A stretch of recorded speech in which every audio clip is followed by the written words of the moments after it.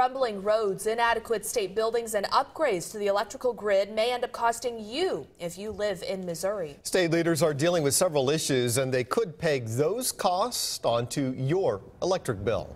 Sarah Hollenbeck joins us live to explain. Hey, Sarah.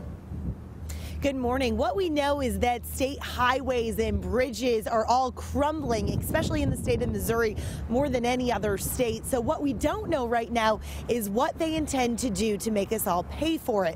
What they're looking into, state lawmakers, right now is a plan that would increase your taxes on your electric bill that you pay, or they could also increase the state sales tax. One of the plans that we're hearing right now would be to increase that sales tax by 1 cent for a full 5 years. Now, what they would do would generate millions of dollars that we could use in the future for these infrastructure improvements. They're also looking into adding some bonds. So right now in the State House, this is a big debate, how we should pay for these infrastructure changes.